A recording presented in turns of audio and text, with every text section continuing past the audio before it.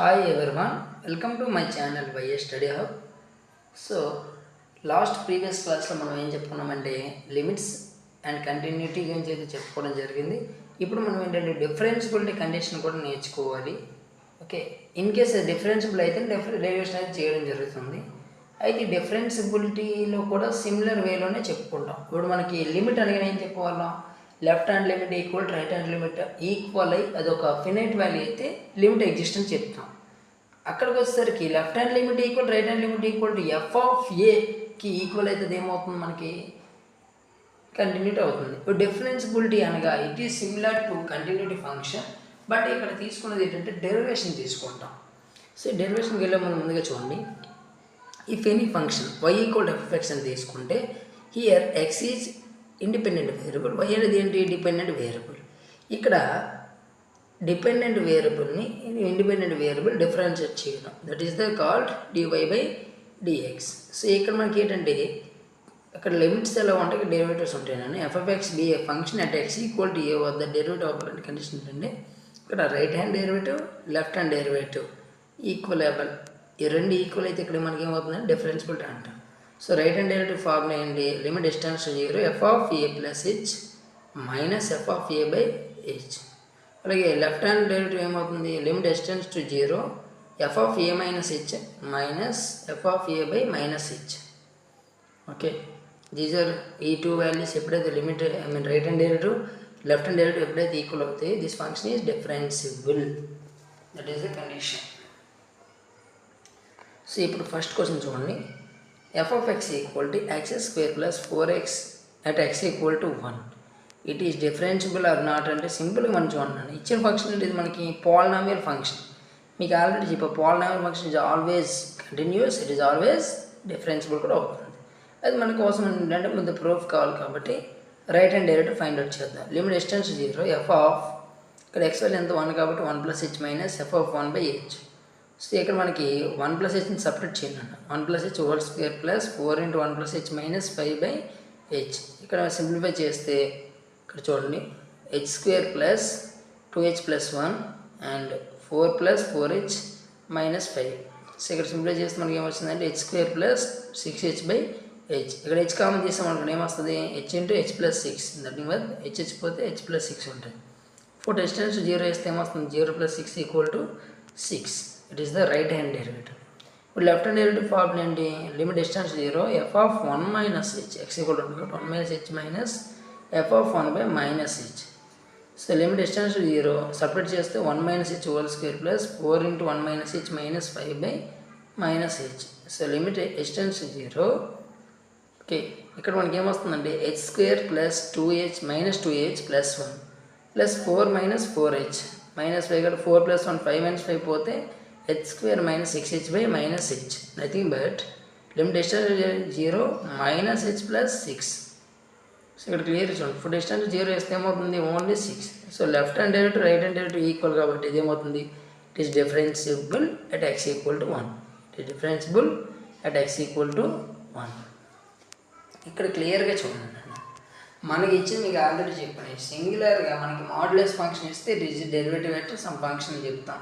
అయితే ఇక్కడ మనకి ఇచ్చింది ఏంటంటే f(x) అనేది x² (x) it does not equal to 0, x equal 0 వద్ద 0 అయినప్పుడు అట్ x ఈక్వల్ 0 వద్ద it is differentiable or not అనే కండిషన్ అడిగాడు.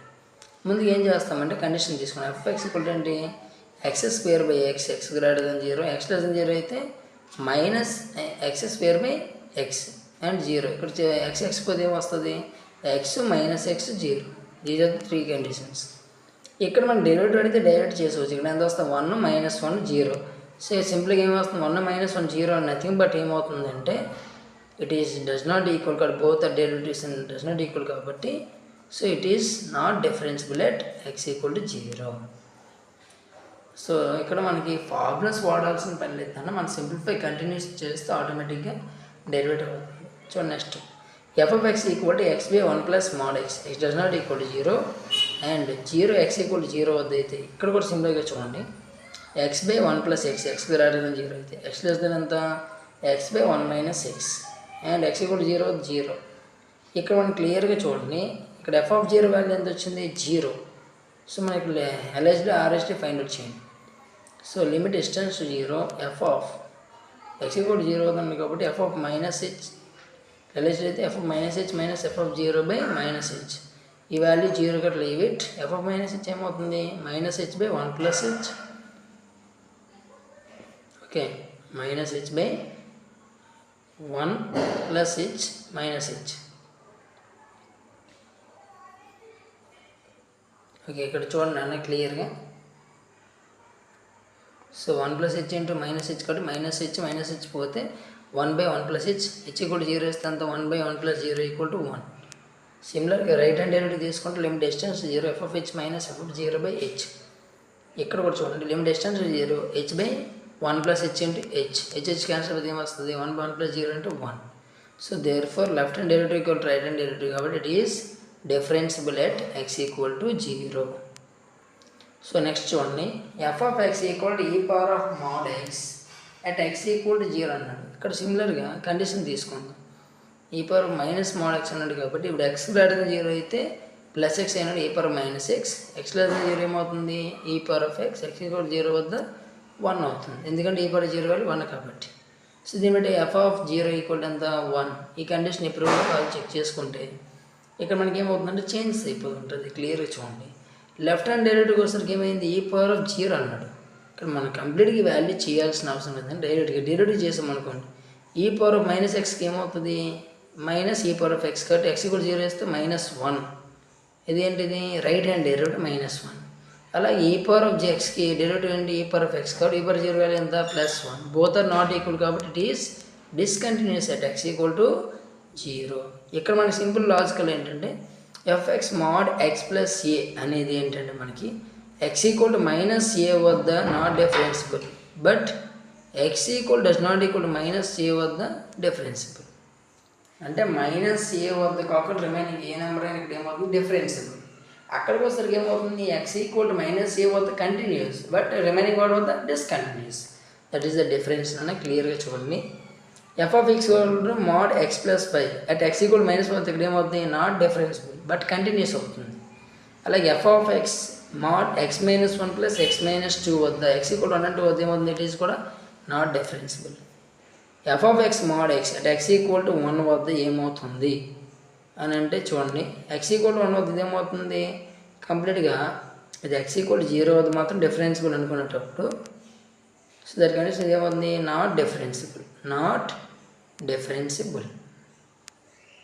So mod x -1 plus mod x plus 5 at x equal to -5 ఇక్కడ కూడా ఏమవుతుంది నాట్ డిఫరెన్సిబుల్.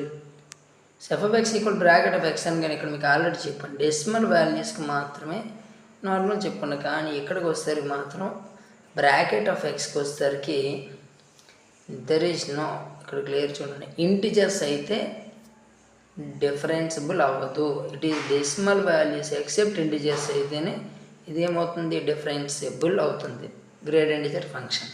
ఇక్కడ కొన్ని కీ పాయింట్స్ అయితే చెప్పుకున్నాం. Every polynomial function is always differentiable already చెప్పుకోండి కంటిన్యూస్లో.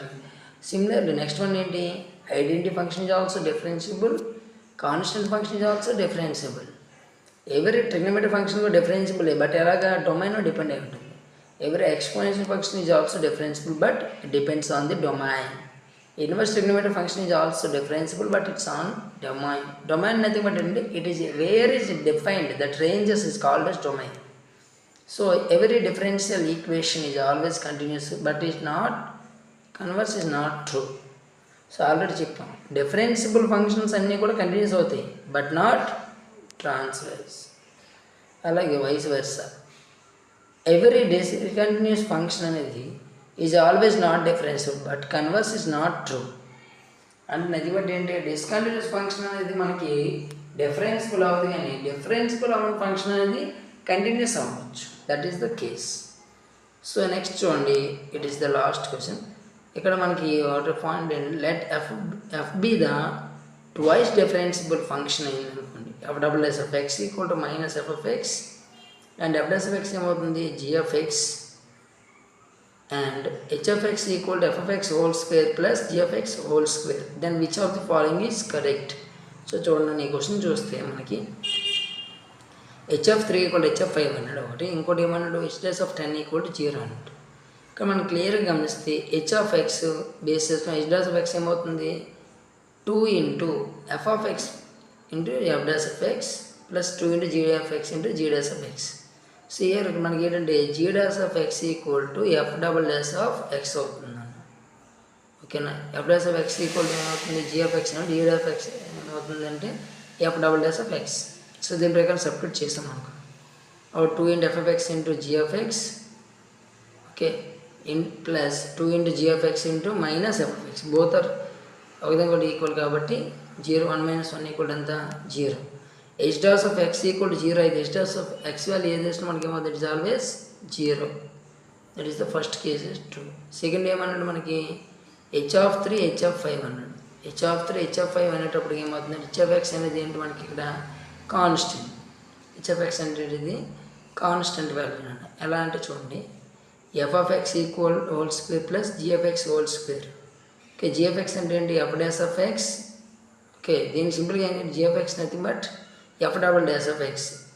అలాగే F double dash of X కూడా ఏమవుతుందంటే ఎఫ్ ఆఫ్ ఎక్స్ అవుతుంది, మైనస్ ఎఫ్ ఎక్స్ అవుతుంది. స్క్వేర్ చేస్తే ఆల్ ఆర్ పాజిటివ్ కాబట్టి both are same. So that is the constant కాబట్టి ఇట్ ఈజ్ ఆల్సో మనకి ఏమవుతుంది, it is also equal. H of any value వేసుకున్నా రెండు కూడా సేమ్ వాల్యూస్ కలిగి ఉంటాయి కాబట్టి 1 and 2 ట్రూ.